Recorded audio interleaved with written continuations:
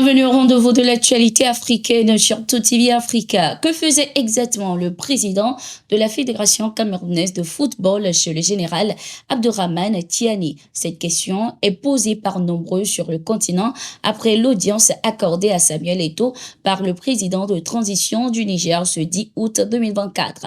Eto'o était à Niamey sur invitation de son homologue nigérien, le colonel-major d'Ibrila Ima, dans le cadre du prestigieux MENA d'Or l'Award de la Fédération de football nigérienne. À l'issue de sa rencontre avec le général Abdourahmane Tiani, Samuel Eto'o s'est dit honoré. Avec humilité et profond respect, j'adresse aussi ma profonde gratitude à son Excellence, le général de brigade Abdourahmane Tiani, président du Conseil national à Niamey, pour m'avoir honoré d'une audience durant mon séjour. Ce séjour a renforcé ma conviction d'une nécessaire et indispensable collaboration, voire compagnage entre nos fédérations nationales de football, à l'effet de rendre le football africain mieux représenté, plus attractif et surtout plus influent, a-t-il indiqué. Notons que l'année dernière, Samuel Eto'o était également au Burkina Faso pour assister à la Coupe du Faso. Ces différentes visites du président de la FECAFOOT dans ces pays témoignent de son engagement envers le football africain. Ce 13 août 2024 était une journée sans presse au Sénégal, une initiative des patrons de presse pour protester contre les pressions économiques exercées sur le secteur de la presse par les autorités sénégalaises. Ces patrons estiment que la presse sénégalaise vit une des phases les plus sombres de son histoire.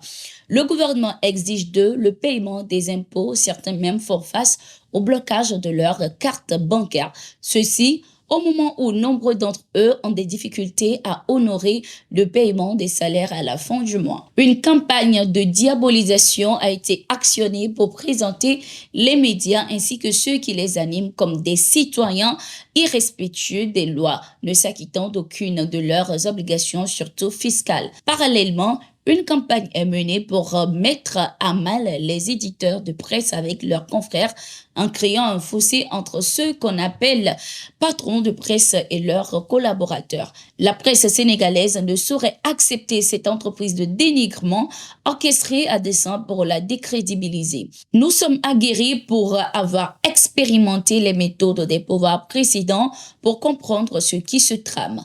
Il s'agit de noircir le décor et procéder ensuite à une sélection artificielle et une liquidation des entreprises de presse privées en fonction de ses intérêts politiques immédiats. L'objectif visé n'est autre que le contrôle de l'information et de la domestication des acteurs des médias. C'est tout simplement la liberté de presse qui est menacée au Sénégal, ont écrit les patrons de la presse. Le gouvernement sénégalais a pris certaines mesures économiques contre la presse, notamment la confiscation du fonds d'appui au développement de la presse, la remise en cause de contrats entre l'État et les médias ou encore l'encadrement de la publicité. Pour les responsables de la presse, ces éléments mettent en péril l'indépendance des médias. Selon les informations, la dette des médias sénégalais auprès du Trésor public s'élève à 40 milliards de francs CFA. Macky Sall, l'ancien président sénégalais, avait promis d'en effacer une partie, mais aucune action n'a été émise en ce sens.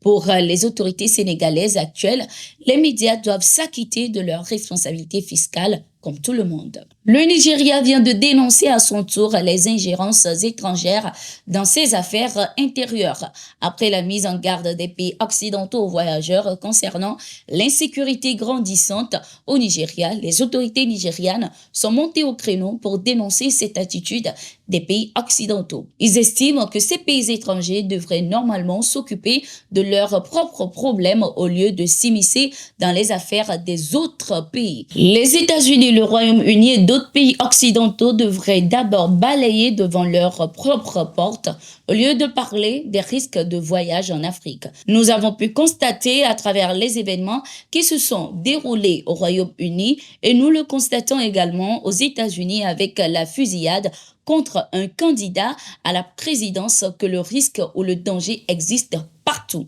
C'est la façon dont on s'y prend pour y faire face qui est différente.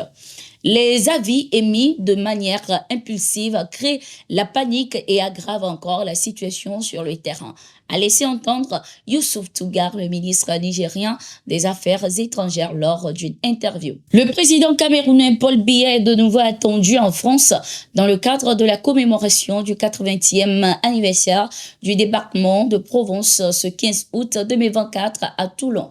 Une cérémonie qui rendra hommage aux soldats qui ont combattu pour la libération de la France lors de la Seconde Guerre mondiale, parmi lesquels figuraient de nombreux Africains, notamment des Camerounais. Cette nouvelle visite de Paul Biya en France a également pour objectif de renforcer la coopération bilatérale entre les deux nations. Paul Biya était déjà en France il y a quelques jours pour les Jeux olympiques. Lors de cette visite, il a eu une rencontre tête-à-tête avec son homologue français Emmanuel Macron et l'ancien président français Nicolas Sarkozy. Merci d'être resté avec nous. À très bientôt sur TOTV Africa pour un nouveau numéro de Getingo.